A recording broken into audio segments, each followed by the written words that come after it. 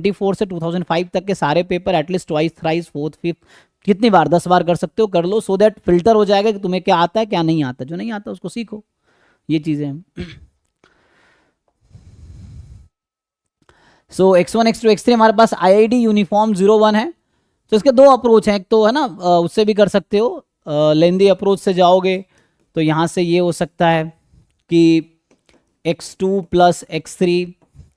सो एक ये भी अप्रोच है 1। अब मान लो यहाँ पे मैं DX1 DX2 DX3 ऐसा कर दूं, तो एक तो ये तरीका है, चूंकि X1 X2 X3 यूनिफॉर्म 01 में है, तो X1 की वैल्यू स्टार्ट हो रही है X2 प्लस X3 से और मैक्सिमम 1 तक जा सकती है। X1 is starting from this. अब इसका हम प्रोजेक्शन ले लेंगे X2 X3 एक्सिस में। So will take projection in the axis X2 X3, और X2 X3 में जब प्रोजेक्शन लेंगे तो X1 को जीरो रख देंगे, सॉरी, तो X1 को जीरो नहीं, मैं उसको पहले X3 करता हूँ। सो हमें क्या करना है पहले, इट्स बेटर टू कंसीडर, ठीक है यहाँ तक। अगर ऐसा करो तो X1 ही जीरो हो जाएगा, तो क्या वैल्यू होगी फिर, तो X2 plus X3 has to be between 0 and 1, no problem, ठीक है। तो एक ये भी तरीका है, अगर X2 X3 में अगर मैं प्रोजेक्शन लूंगा, सो ये मान लो X2 एक्सिस है, ये X3 एक्सिस है। सो X1 को मुझे, और जीरो कैसे रखेंगे, तो उससे तो प्रॉब्लम हो जाएगा, जीरो से जीरो, तो मुझे लगता है कॉम्प्लीमेंट ले करते हैं, ज़्यादा आसान सही रहेगा।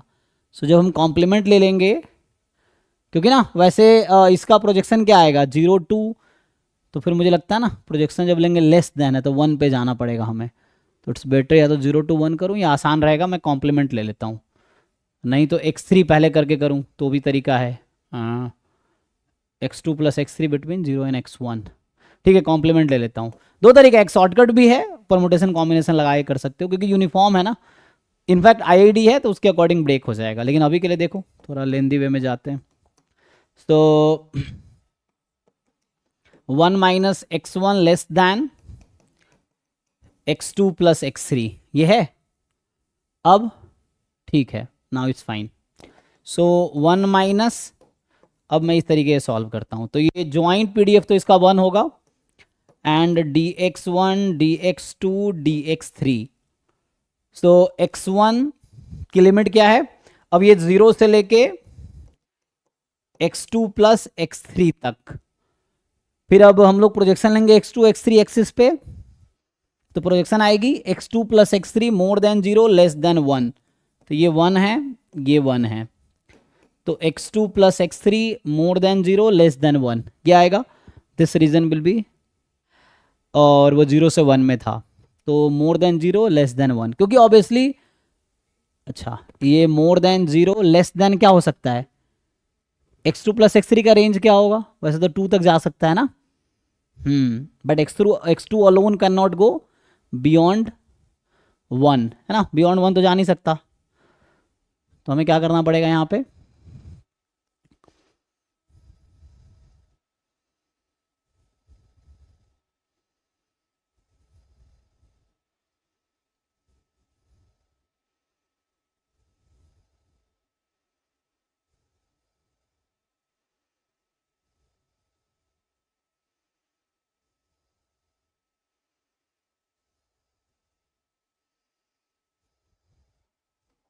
आएगा, इससे भी आंसर आएगा, लेकिन थोड़ा सा लिमिट सोचना पड़ेगा।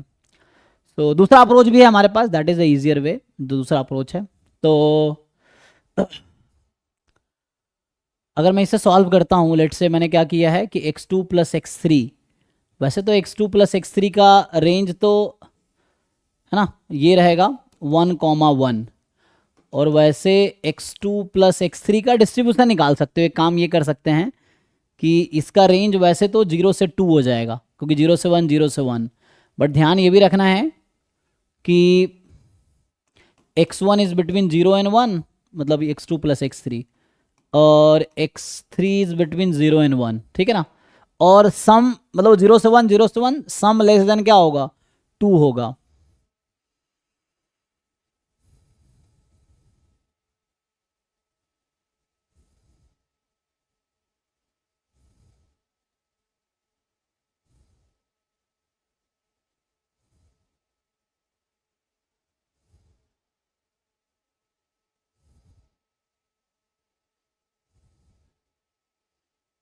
क्योंकि इसको तुम अगर लिखते,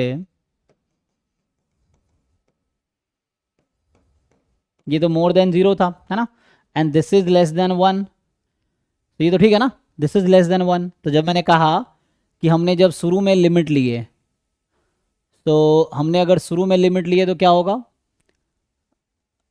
यहाँ से x1 जब मैं कह रहा था ना, क्योंकि इससे ना आपको देखना पड़ेगा x2 x3 की लिमिट क्या लोगे, तो यहाँ से जब 0 रख रहे हैं तो 0 से लेस देन क्या होगा, तो इस बेटर आई थिंक वही सही है, इससे ही कर देता हूँ। मतलब कई सारे अप्रोच हो सकते हैं, तो एक तरीका मैं इससे अभी लिख देता हूँ। चलो यहाँ से जब हम लिख रहे थे ना 1 dx1, तो dx1 की लिमिट कितनी है, x2 प्लस x3 से 1, एंड देन x1 गायब करते हैं, dx2 dx3, ठीक है वो अब सही है। तो यहाँ से x1 का काम हो गया ना, x1 की लिमिट हमें लिख दिया, तो हटा देंगे उसको। तो अब हमारा रीजन है x2 plus x3 between 0 and 1, तो x2 plus x3 between 0 and 1, इस वाले रीजन पे आपको इंटीग्रेट करना है। तो क्या आएगा, इसको इंटीग्रेट करो। सो जब आप इस वाले रीजन पे इंटीग्रेट करोगे, तो अगर मैं x2 या x3 की लिमिट लिखूं, x3 ना, x3 के पहले ड्रॉ किया, या x2 की लिखोगे तो भी कोई दिक्कत नहीं है यहाँ से, तो ये होगा 0 to 1 माइनस, अगर x2 को लिख रहा हूँ x3, और 0 to 1, इसको इंटीग्रेट करके देखो क्या आता है, x2 प्लस x3 से 1, x1 की लिमिट थी, x1 का प्रोजेक्शन ले लिया हमने, x1 हटा दिया, सो x1 को हमने हटा दिया इसमें से। अब ये हो गया x2 plus x3 between 0 and 1, है ना, क्योंकि ये मोर देन 0 होगा, नेगेटिव तो हो नहीं सकता, और x1 से छोटा है, x1 इज लेस देन 1, तो लेस देन 1 होगा। एंड नाउ x1 को हमने इग्नोर किया बिकॉज x1 की लिमिट ले ली ऑलरेडी, तो अब है x2 plus x3 between 0 and 1, तो इस रीजन मैंने लिया x2 प्लस x3 दिस। तो फाइनली इसको जरा आप लोग इंटीग्रेट करके देखो, तो ये आएगा 1 minus x2 plus x3 dx2 dx3 between यहाँ 0 to 1 minus x3 and then 0 to 1, यही है। इसको इंटीग्रेट कर लो। दूसरा अप्रोच है, तो ये डिफिकल्ट अप्रोच है, इससे इजी अप्रोच दूसरा वाला होगा। जो इजियर अप्रोच है वो ये है कि सिंस ये आईआईडी है, सो आईआईडी वाले केसेस में क्या होगा, स्पेशली यूनिफॉर्म भी है, तो आप इस तरह का देखो टोटल कितनी पॉसिबिलिटीज हो सकती है। सो x1 में भी factorial more than x2 plus x3, x1 में भी less than x2 plus x3, या x2 में भी more than x1 plus x3, या x2 में भी less than x1 plus x3, या x3 में भी less than x1 plus x2, x3 में भी more than x1 plus x2। तो ये टोटल 6 पॉसिबिलिटी है ऑफ दिस काइंड। तो ये समझ लो total number of possible outcomes, मतलब सैंपल स्पेस हो गया, and they want you to find the probability of this one, यही ना, कितना आएगा जी, तो इसका क्या आंसर आएगा, यही पूछ रहा ना, x1 more than x2 plus x3।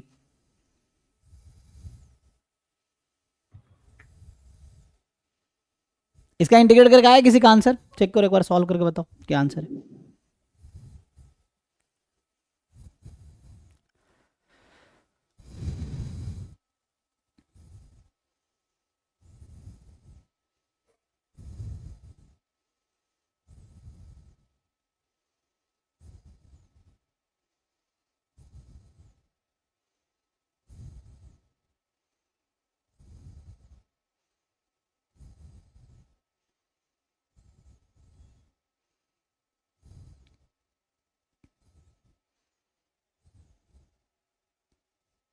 इसका आंसर क्या है,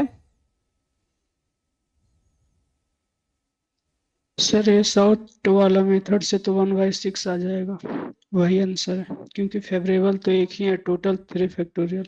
इसको भी आना चाहिए 1/6 ही आना चाहिए इस तरीके से भी, अगर ये सही अप्रोच है तो 1/6 ही आना, क्योंकि तरीका हम कोई भी अप्लाई करें, मतलब वे कोई भी हो, आंसर सेम होना चाहिए, ये नहीं तो कुछ गड़बड़ है ना। सो आई थिंक वही सेम ही आना चाहिए। सो यहाँ से अगर आप फाइंड करेंगे, सो x1 is more than x2 plus x3 is 1 out of 6, 3 factorial मतलब 6 हो गया, तो दिस इज द आंसर। और यहाँ से भी आई होप 1/6 ही आएगा, इंटीग्रेट करके क्विकली चेक कर लो। उसके लिए इंटीग्रेशन ठीक से आना चाहिए, सॉल्व करना, है ना। तो ये तरीका भी है, ये तरीका भी है, जो भी है ठीक है। आगे बढ़ता हूँ, सॉल्व करके देखना, नहीं तो फिर दोबारा डिस्कस करेंगे। तो अभी के लिए आगे बढ़ते हैं। ये कौन सा 26 डिस्कस कर रहे थे? 26 के बाद 26 डाउट था किसी का? कौन सा डिस्कस कर रहे थे? नहीं 25 डिस्कस कर रहे थे ना।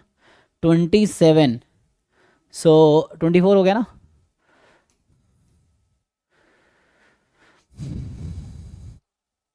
ये सब डायरेक्ट थ्योरम है, तुम याद रख सकते हो। अगर याद नहीं है तो फिर कैलकुलेट करना पड़ेगा, अगर तुम्हें याद रखोगे तो इजी रहेगा। सो अभी के लिए मैं कैलकुलेट कर सर देता हूँ। 0 आंसर आ रहा है उसका। किसका? इसका? नहीं सर, जो पीछे वाला 25 का इंटीग्रेशन सॉल्व करने के बाद। नहीं, जीरो तो नहीं आना चाहिए। जीरो तो नहीं आना चाहिए। जीरो कैसे आएगा?